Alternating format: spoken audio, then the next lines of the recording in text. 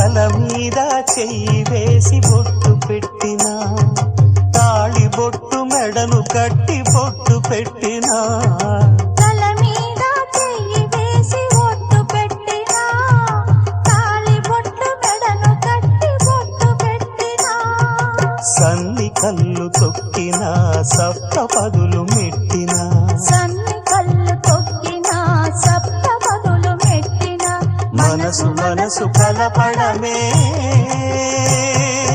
మంత్రం పరమార్థం. శ్రీరస్తు శుభమస్తు, శ్రీరస్తు శుభమస్తు.